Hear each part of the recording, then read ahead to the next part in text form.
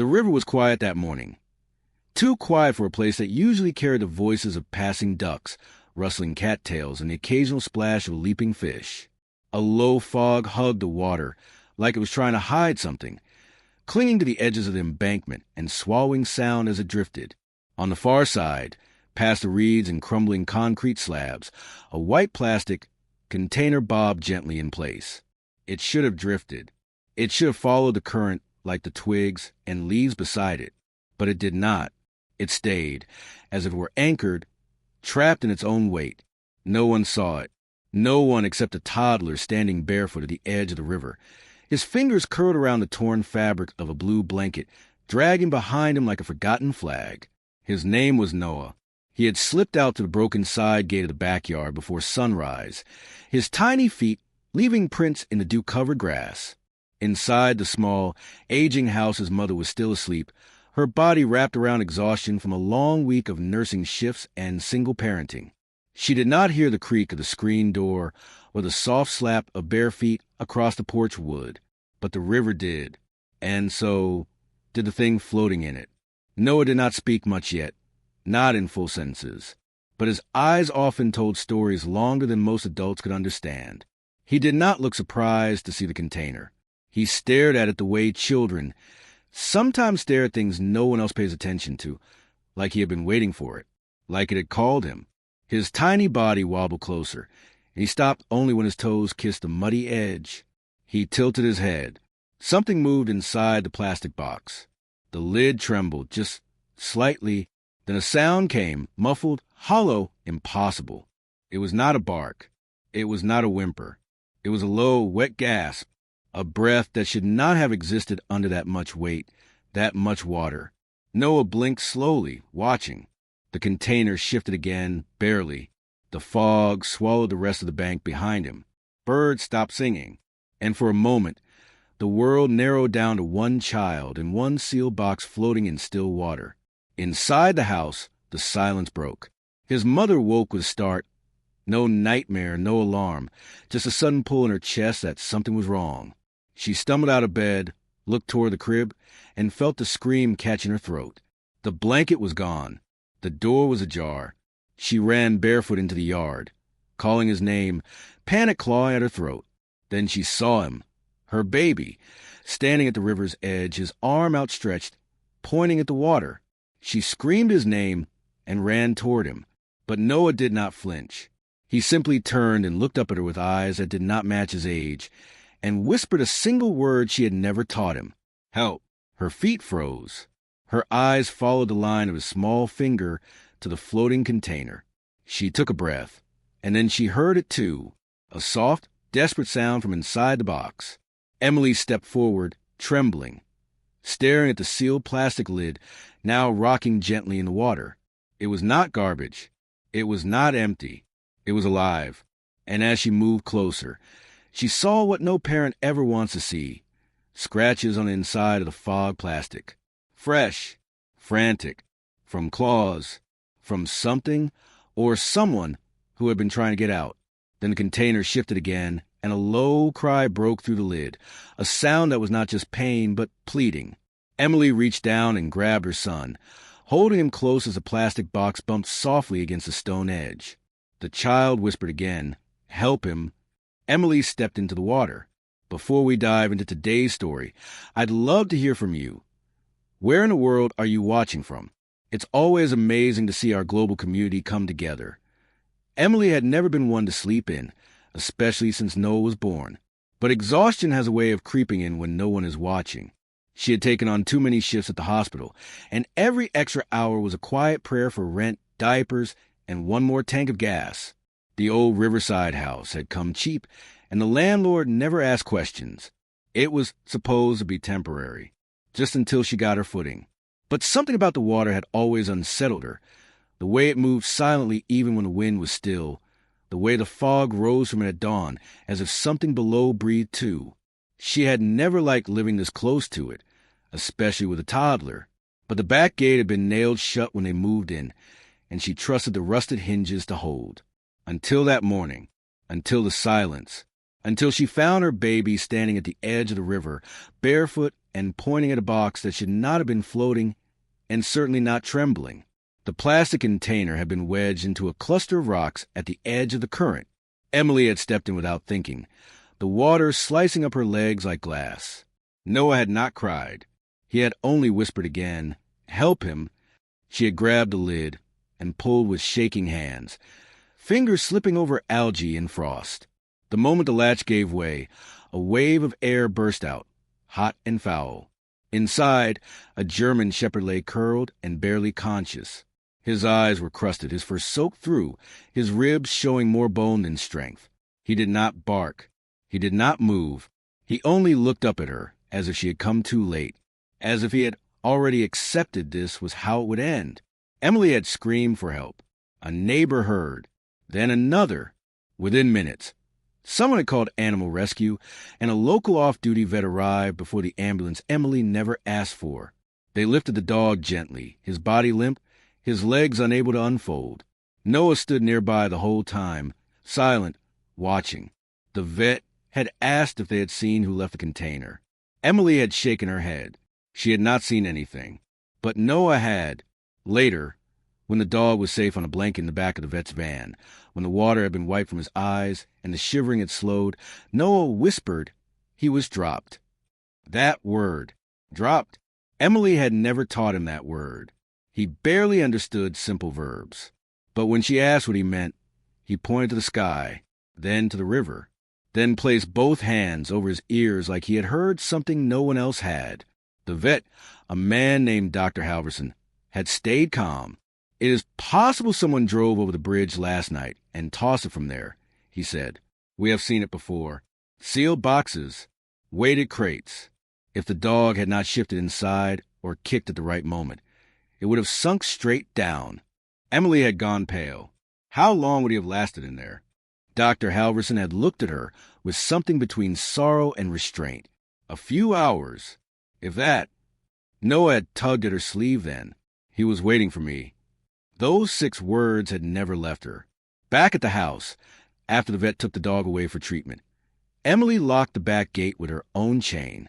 She checked every window, every door, but safety could not fix what had been broken inside her. She could still hear the cry from the box, still feel the weight of it in her hands, still see the way her child had not cried, had not panicked, but had understood. That night, she barely slept, but Noah did, peacefully, as if something inside him had settled. He no longer needed the blanket to sleep. He no longer asked for his usual lullaby. He curled his small body toward the window that overlooked the river and slept with one hand outstretched, as if reaching for something only he could see. The next morning, Emily received a call. The German shepherd had survived the night. Barely. He was stable, though weak, dehydrated, malnourished, bruised across the ribs, and showing signs of extended confinement. No collar, no chip, no known owner. Dr. Halverson had named him Chance. Emily drove Noah to the clinic that afternoon. The dog was asleep when they entered, but stirred the moment the door creaked. His eyes open, not wide, not startled, but aware. Noah walked straight to the blanket where he lay and sat down cross-legged beside him. The dog did not flinch. He only exhaled a long, steady breath and laid his head against the boy's knee. "He remembers you," the vet said softly. Emily stood frozen. The room was silent, except for the sound of Noah's small fingers brushing through the matted fur.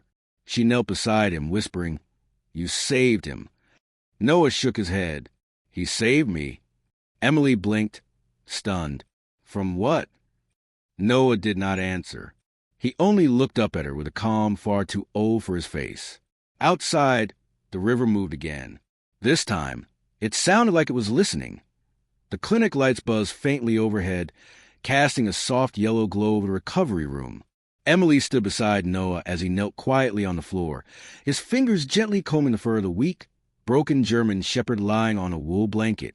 The dog, now called Chance, barely moved except for the slow rise and fall of his ribs. The way he breathed seemed hesitant, as though he had not yet decided whether the world was worth returning to. Emily's eyes traced the pattern of bruises along his rib cage, The raw lines near his muzzle where plastic had rubbed skin raw. Her heart clenched, not just from pity, but from something deeper, a sense that this dog had not just been left to die, but silenced deliberately. There was cruelty, yes, but also shame woven into the way he had been thrown away. Someone had wanted him to disappear.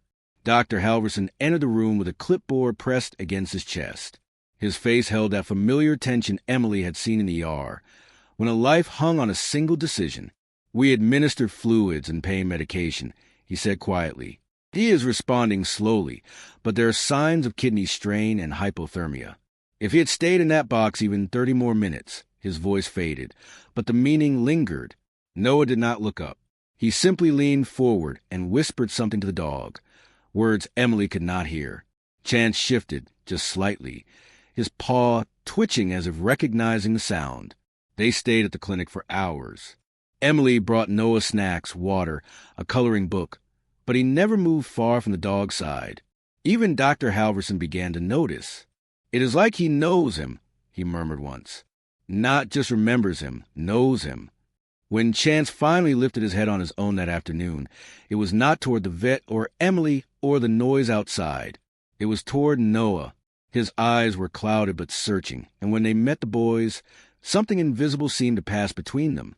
A thread, a spark, recognition without history, trust without proof.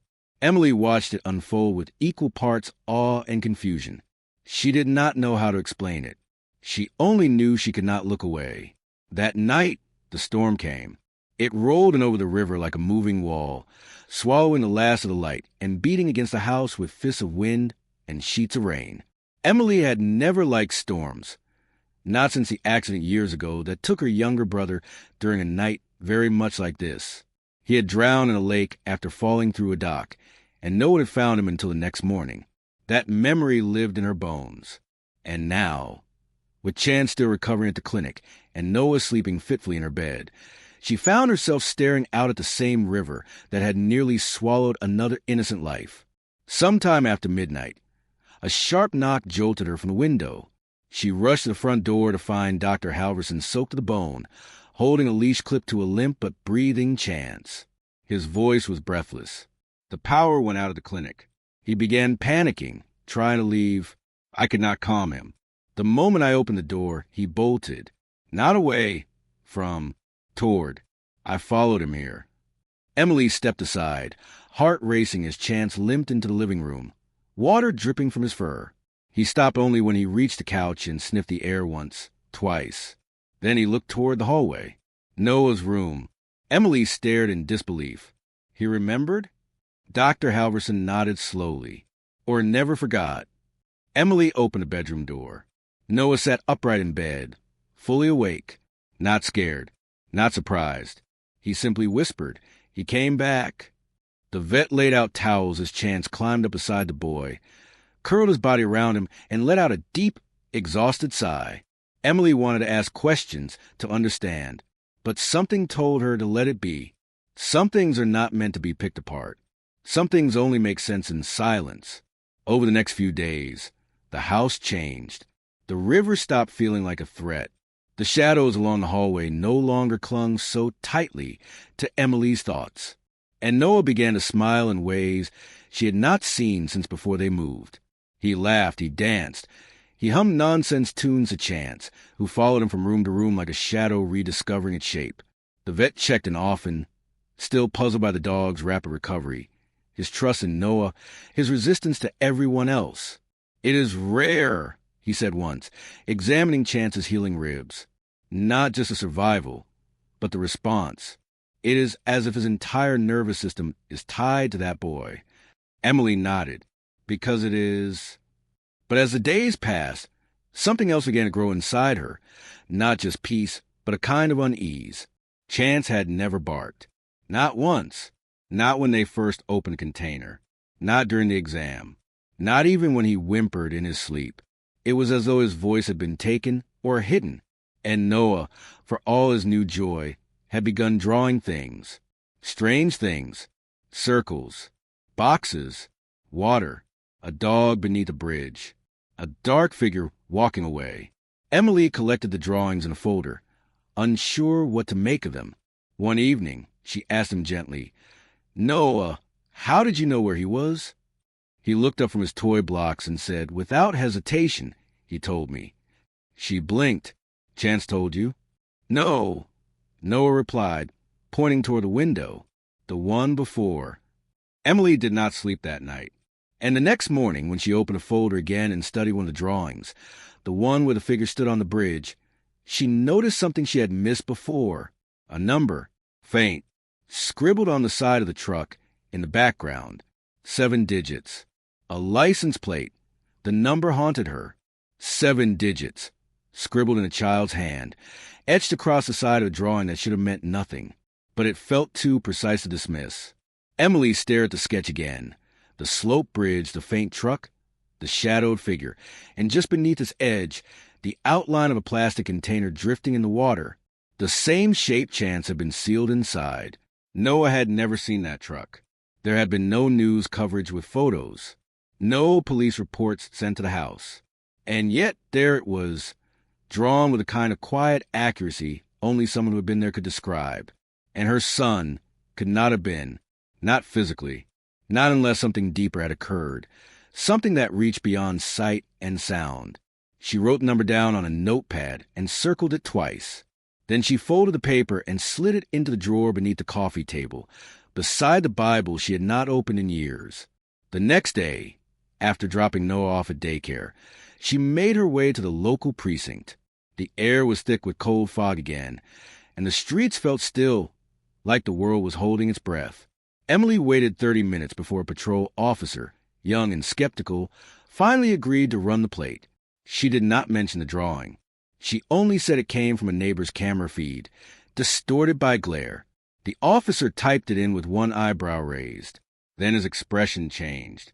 "This vehicle belongs to a man named Marcusville," he said. "Lives just outside of town. Criminal record. A few citations. One animal cruelty complaint, but it was dismissed. You know this guy?" Emily shook her head, her mouth suddenly dry. The officer nodded and scribbled down the address. "You did not get this from me," he muttered, handing her the slip. That night, after Noah had fallen asleep curled beside Chance on the living room rug, Emily sat at the kitchen table with a cup of tea and the piece of paper in her hand. She should have left it alone. She should have trusted the vet, the recovery, the healing they were all slowly feeling. But there was something unfinished in her chest, a knot that refused to loosen. She had to know. The next morning, she drove alone to the edge of town and turned onto a dirt road flanked by rusted fencing and leaning pine trees. The house was small, with peeling paint and an overgrown yard. In the driveway sat a truck, the same shape, the same dents, the same color Noah had drawn. Emily parked down the road and approached on foot. There were no dogs barking, no sign of life at all.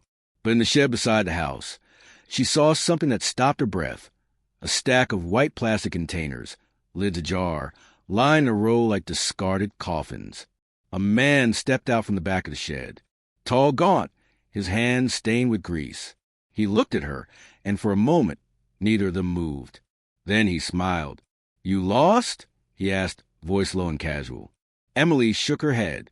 "No," she replied. "I found something." She turned and walked back to her car, hands trembling, lungs tight. She had seen what she came to see. She had felt it, the cruelty, the silence, the evil that does not yell, but whispers behind closed doors. She drove straight to the police station and handed in the address. This time, she told them everything. Detectives visited the property that afternoon. They found evidence. Scratches on the inside of plastic boxes, blood stains on one of the lids, remnants of fur in a corner of the shed. They confiscated 3 containers. One still smelled of river algae. Marcusville was arrested on charges of animal abuse and illegal disposal. But there were no other dogs found. Only evidence. Only silence. Back at home, Chance had grown stronger. He no longer limped. His eyes had cleared, and he had begun to bark. Not wildly, but when Noah laughed, when the mailman approached, when he heard the wind move across the floorboards. Emily took it as a sign of healing. But the boy knew better. "He remembers," Noah whispered one night, even if Emily asked him what he meant. Noah pointed to the closet, where his drawings were now stacked in a folder. That man heard him, he said. He heard others too. Chance saw. The vet, now visiting twice a week, confirmed that trauma in dogs often express itself in silence, mistrust, sudden flinching. But Chance showed none of that around Noah. In fact, his behavior was almost the opposite, protective, intuitive, alert to every movement the boy made. It is like they are sharing something, Dr. Halverson said softly. Not just affection, something deeper.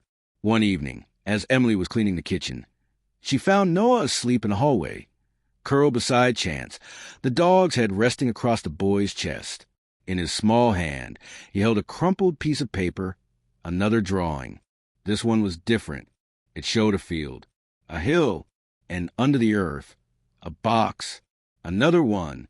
The next morning, Emily brought it to the police. They searched the area. Behind an old barn, beneath shallow soil, they found bones, small, brittle, a tag still attached to one. The case deepened. Authorities now suspected Marcus had used the containers before.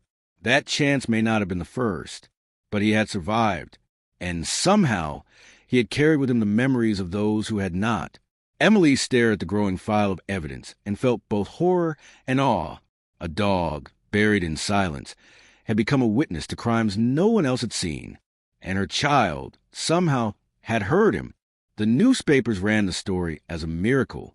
Toddler leads to dog's rescue in hidden crimes, one headline read. But the truth was something no paper could capture. Chance was not just a dog who had been saved. He was a ghost who had found his way back, through water, through pain, through silence, and he had done so not because the world had looked for him, but because a child had listened. Emily sat by the river that evening, watching the fog rise once again. Beside her, Noah threw small stones into the water, each one sending ripples across the glassy surface. Behind them, Chance lay calmly in the grass, eyes closed, tail twitching now and then like he was dreaming. He was never lost, Noah said quietly. He just needed someone to believe him. Emily nodded, eyes filled with tears she could no longer hold back. And far across the water, the wind carried a sound, a bark, soft and distant, like an echo from another time. The morning after the discovery behind the barn, Emily noticed something different in the way Chance moved through the house. It was not that he was more alert. He had always been watchful, but that something had settled inside him. His eyes no longer darted to every sound. His breath came steadier. The storm that had once lived behind his ribs seemed to quiet.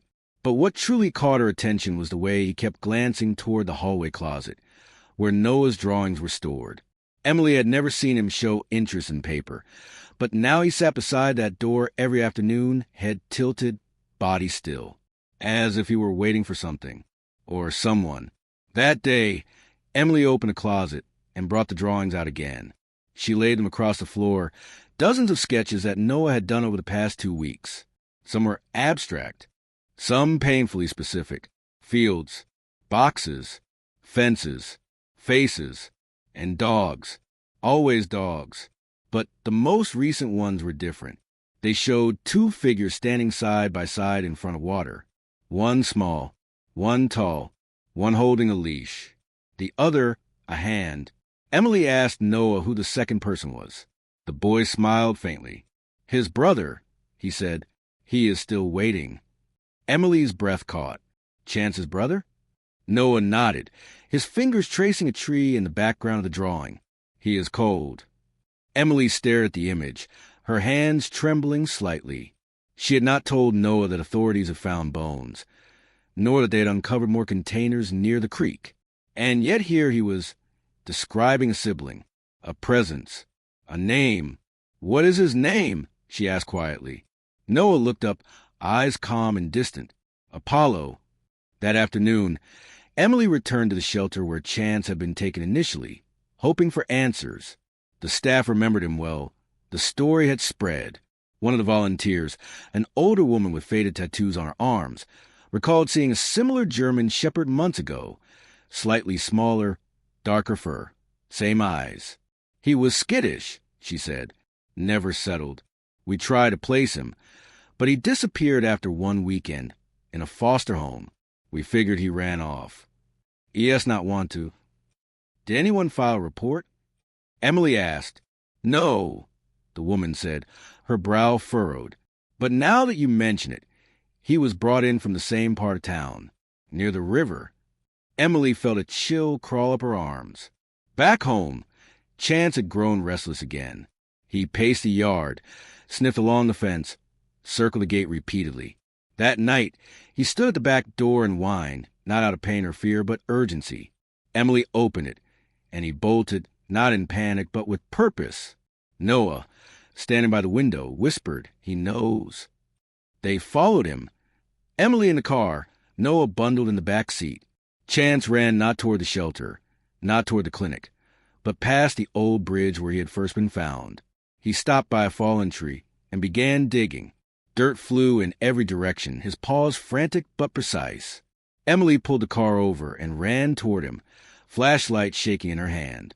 She fell to her knees beside him, and as the earth gave way, she saw it, another container, cracked open at one end. Inside, curled and barely moving, was another dog, smaller, thinner, muzzled with a strip of cloth.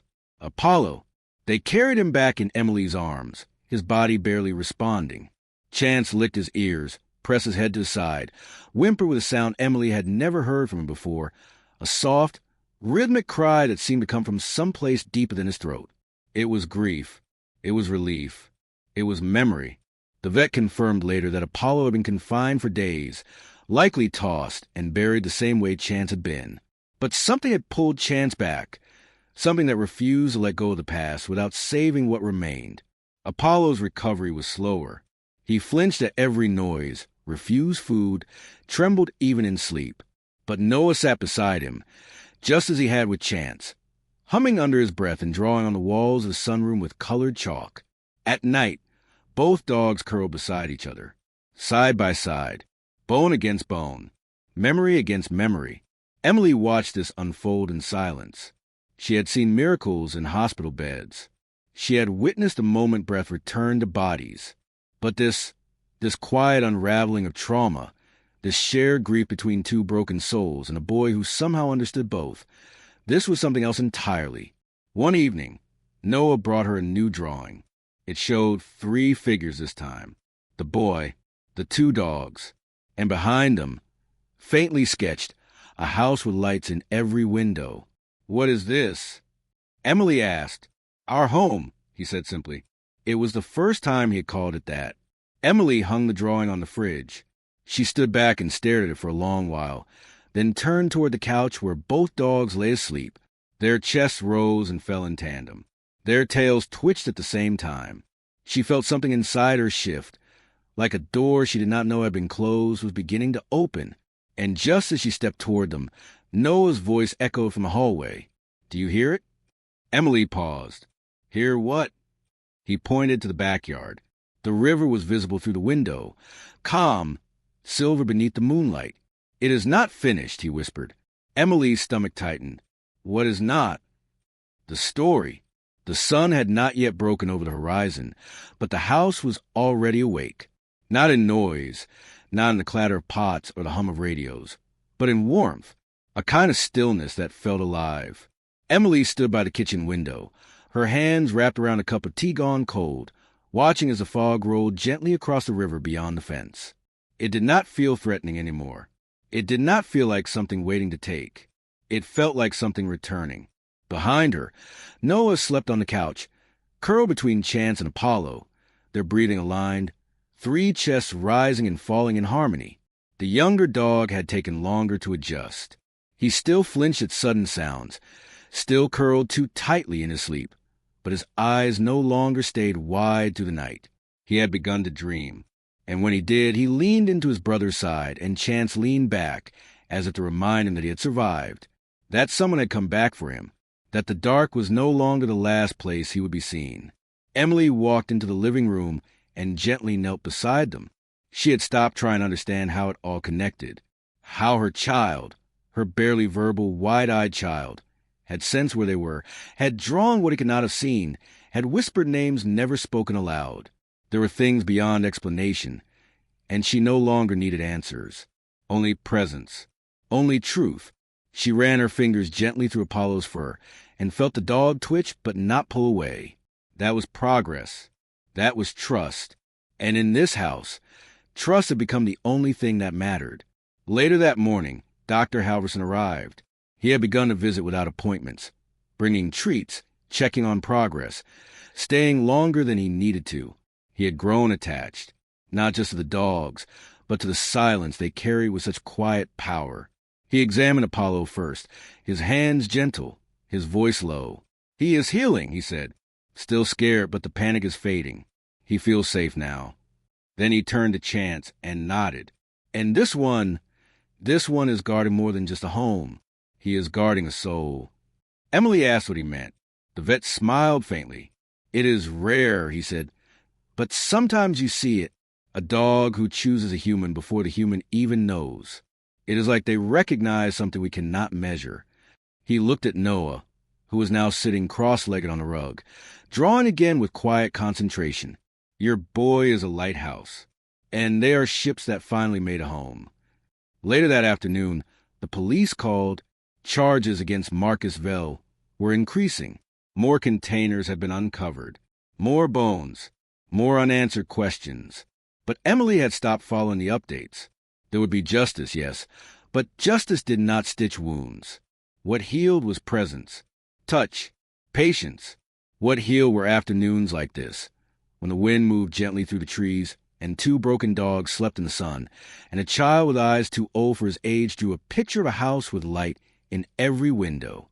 That evening, Emily found Noah on the porch, staring out toward the water. He was quiet, but not sad. His eyes tracked something she could not see. She sat beside him and asked, "What are you thinking?" He pointed to the far bank of the river. "There is one more." Her heart paused. "Another dog?" Noah shook his head.